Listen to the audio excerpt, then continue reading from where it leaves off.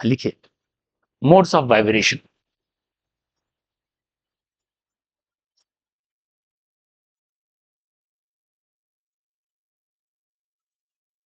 ठीक है, ठीक है, तो पूरे वेव्स में सबसे ज्यादा क्वेश्चन इस टॉपिक से रहता है, मोड्स ऑफ वाइब्रेशन, और ये स्टैंडिंग वेव पे बेस्ड है। तो हम लोग स्टैंडिंग वेव का तो बेसिक सब चीज समझ चुके हैं।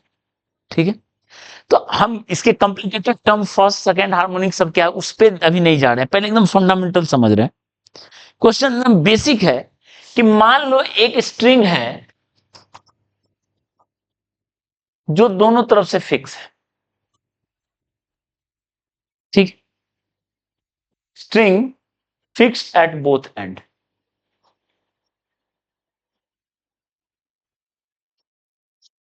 ठीक है, having tension T, having tension T, मास पर यूनिट लेंथ म्यू, इसका मतलब इसमें वेव स्पीड होगा root over T by mu. ठीक है, अगर इस स्ट्रिंग में वेव गया तो वेव स्पीड। तो क्वेश्चन बेसिक ये है, इसका लेंथ मान लेते हैं एल है। तो एक चीज है, स्ट्रिंग दोनों एंड फिक्स है, इस पे स्टैंडिंग वेव है, तो ये तो तुम गारंटी कर सकते हो ये नोड है, ये नोड है, लास्ट क्लास में बता चुके। ठीक है, आपको ये पता करना है what are possible frequencies to establish standing wave on given system। ये जो सिस्टम है जो दोनों एंड से फिक्स है, ठीक है, इस पे अगर हम स्टैंडिंग वेव डेवलप करना चाहें, ठीक है, तो क्या क्या फ्रीक्वेंसी दें? क्या कोई भी रैंडम फ्रीक्वेंसी दे के हम यहाँ स्टैंडिंग वेव कर सकते हैं? तो आंसर है नहीं, वो भी समझ में आएगा। कुछ भी फ्रीक्वेंसी दे के हम स्टैंडिंग वेव नहीं कर सकते, कुछ सेलेक्टेड देना पड़ेगा। ठीक है, मतलब कुछ ब्रेक ले लेके ये दिए फिर अगला ये दिए, लगातार कुछ नहीं दे सकते। ठीक है, इसको कुछ कुछ तुम आप बोर्ड्स मॉडल पढ़े हो केमिस्ट्री में, वहां रेडियस याद करो, रेडियस हर रेडियस पॉसिबल नहीं है, बोर रेडियस पॉसिबल है, ये है फिर अगला ये है अगला ये है, बीच का कोई रेडियस नहीं है। उसी तरह एनर्जी, ये सब चीज को कहते हैं ओवरऑल क्वांटाइजेशन, इसको कहते हैं क्वांटाइजेशन। ठीक है, सब क्वांटम मतलब ब्रेक है, पैकेट के फॉर्म में, यहां है फिर अगला है ऐसे। ठीक है, बस वही चीज है, यहां पर फ्रीक्वेंसी नहीं होगा, कुछ सेलेक्टेड होगा। ओके, आइडेंटिकल सेम क्वेश्चन है, देखो सेम क्वेश्चन है, अगर इनमें एल लेंथ का ऑर्गन पाइप ले लें, जहां वेव स्पीड कितना है root over bulk modulus by density. ठीक है, आपको और ये एंड लास्ट क्लास में बता चुके हैं, ये नोड होगा ये नोड होगा, बता चुके हैं ये। तो सेम क्वेश्चन, क्या फ्रीक्वेंसी दें कि यहां स्टैंडिंग वेव हो? मेक श्योर कि एंड्स आर नोड, बीच में और नोड आ सकते हैं पर एंड तो नोड नोड होने ही चाहिए। ठीक है, और कुछ सेम क्वेश्चन आप रॉड में भी ले सकते हो। मान कोई रॉड है, इसमें लॉन्गिट्यूडनल वेव का हम देखें, कोई रॉड है जो बीच में मान लेते हैं क्लैंप है, एक रॉड है जो बीच में क्लैंप है। ठीक है, L/2 लेंथ, तो ये तो ऑसिलेट नहीं करेगा, पर क्वेश्चन वही है, एल लेंथ का रॉड है, इसमें वेव स्पीड, रॉड में वेव कितना होता है longitudinal, Young's modulus by density. String में root over T by mu, gas में root over B by rho, और रॉड में longitudinal wave root over Young's modulus by density. ठीक है, एल लेंथ का है, बीच में क्लैंप कर दिए। क्वेश्चन वही है, क्या पॉसिबल फ्रीक्वेंसी दें कि इसमें स्टैंडिंग वेव बनेगा? ठीक है, और इस इन दोनों का उल्टा केस है, क्योंकि यहां पे क्या है, बीच में तो ये पक्की बात है नोड होना है, बीच में नोड होना है, और साइड फ्री है तो ये क्या बनेगा, एंटी नोड। ठीक है, ओके, तो हमको पता करना है क्या क्या फ्रीक्वेंसी पॉसिबल है। ओके, इन दोनों को हम एक कैटेगरी लिख देते हैं, मान लो केस ए है ये, केस बी है, केस सी को फिर थोड़ा अलग से देखेंगे, पर लॉजिक एक ही ऐसा लगेगा। ठीक है,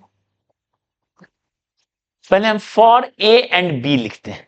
देखो तो ए और बी में के लिए अगर देखें, ठीक है,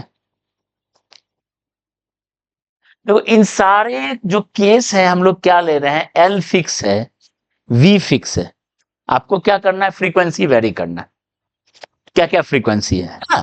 तो आप ये सोचो ए और बी के लिए, आप देखो डायग्राम बनाते हैं हम, ध्यान दो क्या क्या पॉसिबल हो सकता है। ये नोड है, ध्यान दो इधर, ये नोड है एल लेंथ, एक पॉसिबल है ये केस, यानी बीच में क्या होगा, एंटी नोड, एक पॉसिबिलिटी है, सबसे पहला पॉसिबिलिटी यही है। ठीक है, यानी पूरा स्ट्रिंग को देखो तो पूरा स्ट्रिंग एक लूप में, पूरा स्ट्रिंग एक लूप में ऑसिलेट हो रहा है, वन लूप है पूरे स्ट्रिंग का, वन लूप।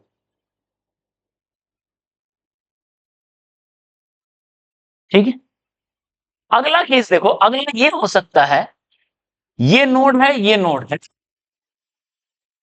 बीच में भी एक नोड आ जाए, ये तो फिक्स फिक्स है, मान लो बीच में एक नोड आ जाए, तो क्या होगा, यहां एक एंटी नोड होगा, यहां एक एंटी नोड होगा, बीचों बीच होगा। ओके, तो पूरा स्ट्रिंग कितने लूप में ऑसिलेट करेगा, दो लूप, लूप में ऑसिलेट हो रहा है, ऐसे करके तीन लूप, चार लूप, ऐसे हो सकता है, मान लो एन लूप्स। ठीक है,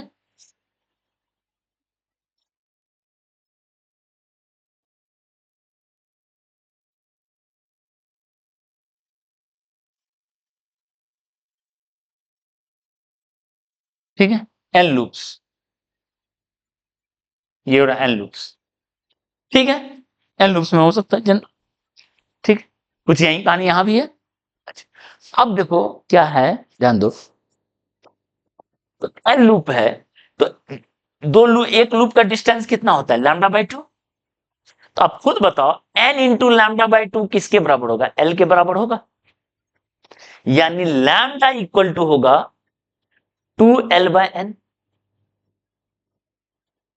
लैम्डा हो गया टू एल बाय एन, और फ्रीक्वेंसी होता है v by lambda, that is v by two L by n, तो क्या होगा, n v by two L,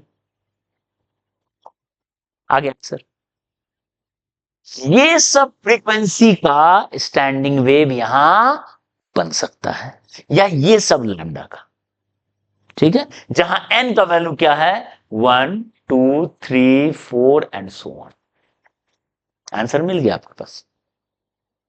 ठीक है, तो अगर हम देखें मिनिमम फ्रीक्वेंसी कितना होगा, एन का वैल्यू 1 पुट करेंगे तो v by twelve, v by twelve से छोटा नहीं हो सकता, v बाई ट्वेल्व से छोटा फ्रीक्वेंसी नहीं दे सकते, क्योंकि तब दोनों में नोड नहीं बनेगा।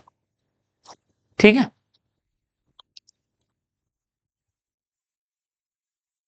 तब दोनों में नोड नहीं बनेगा v बाई ट्वेल्व। ओके, अगर फ्रीक्वेंसी मिनिमम है तो लैम्डा क्या होगा, मैक्सिमम होगा, एन का वैल्यू 2 पर करो 12, देखो नहीं ये डिस्टेंस है lambda by to, lambda by to हो गया एन के बराबर। ठीक है, तो लैम्डा क्या हो गया, 12 के बराबर। ठीक है, इसको बोलेंगे फंडामेंटल फ्रीक्वेंसी और फर्स्ट हार्मोनिक फ्रीक्वेंसी, जो पहला होता है वो होता है फर्स्ट हार्मोनिक या फंडामेंटल फ्रीक्वेंसी, इससे कम पॉसिबल नहीं है। ठीक है, अब बताओ नेक्स्ट क्या होगा, एफ का वैल्यू नेक्स्ट आते चलेगा, 2 पुट करो तो 2v बाय 2l, फिर अगला क्या होगा, 3v बाय, अगला क्या होगा 4v bye 2l, so on, चलता रहेगा। ठीक है, ठीक है, तो ये अलग अलग फ्रीक्वेंसी जो अलग अलग सेलेक्टेड फ्रीक्वेंसी में ऑसिलेट होता है, ठीक है, इसी को बोलेंगे मोड्स ऑफ वाइब्रेशन, या तो इस मोड में है या ये सब मोड में है। ओके, इसके बीच का कोई केस नहीं है, जैसे मान लो v बाई ट्वेल्व का वैल्यू 100 हर्ट्ज आया मान लेते हैं सपोज, तो ये कितना होगा 200, तो 100 के बाद 200 हर्ट्ज पे ऑसिलेट होगा, बीच में 150 पे नहीं होगा, 150 पे। ठीक है ना, 300 250 पे नहीं होगा, हाँ स्टैंडिंग वेव बन ही नहीं पाए। आपको स्टैंडिंग वेव बनाना है, आपको स्टैंडिंग वेव बनाना है, क्लियर है? ठीक है, तो ये जो है दीज नीचे जैसे जैसे उतर रहे हैं, देखो फ्रीक्वेंसी बढ़ता चल रहा है, लैम्डा घटता चल रहा है, ठीक है। These are called modes of vibration, these are called modes of vibration. और क्या बोलेंगे, और string oscillates in resonance, in resonance ऐसा भी बोलते हैं, ठीक है, in various modes, so on.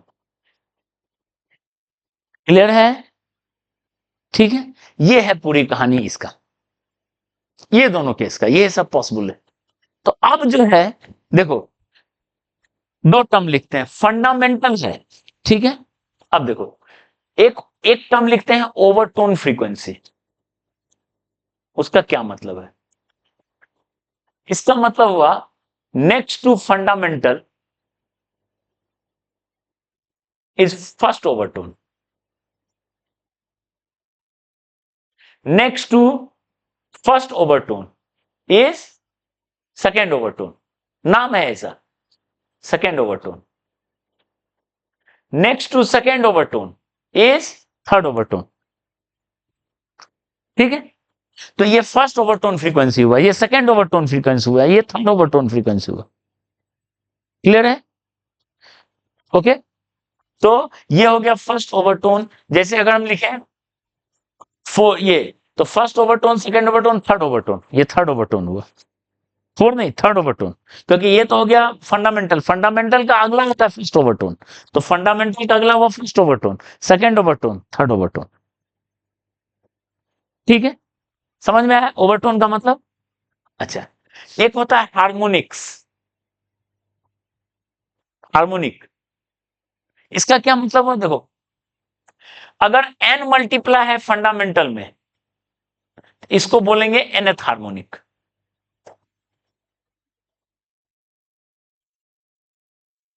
n multiply है फंडामेंटल में, तो क्या बोलेंगे? nth harmonic. तो बताओ फंडामेंटल में क्या मल्टीप्लाई है? 1 मल्टीप्लाई है, तो क्या फंडामेंटल को ही बोलेंगे फर्स्ट हार्मोनिक, इसको क्या बोलेंगे? सेकेंड हार्मोनिक, इसको क्या बोलेंगे? थर्ड हार्मोनिक, इसको क्या बोलेंगे? फोर्थ हार्मोनिक, ठीक है। तो हियर अगर हम देखो F इक्वल टू क्या लिख रहे हैं? 4V/12, इसको हम बहुत नाम से जानेंगे, 4 है, n का वैल्यू 4 है, तो 4 लूप में हो रहा है, ठीक है। थर्ड ओवरटोन है, फोर्थ हार्मोनिक है, ठीक है। कितना नोड और कितना एंटी नोड होगा? 4 लूप है, तो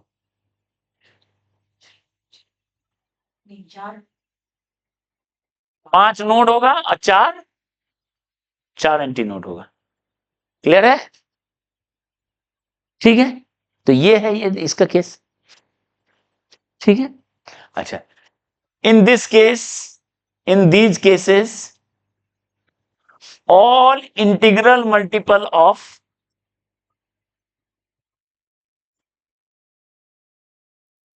fundamental frequencies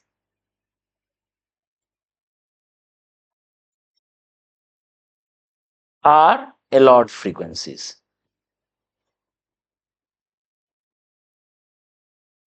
कौन कौन अलाउड है? फंडामेंटल आप निकाल लिए, उसमें इंटीजर मल्टीप्लाई करते जाइए, 2 3 4 5, वो सब अलाउड है। क्लियर है? ये ए और बी केस हुआ। जैसे जैसे नीचे उतर रहे हैं, फ्रीक्वेंसी बढ़ रहा है, वेवलेंथ घटता चल रहा है, डिस्टेंस बिटवीन नोड घटता चल रहा है। देखो पहले इतना दूर था, अब इतना दूर है, इतना दूर है, वो घटता चल रहा है। क्लियर है?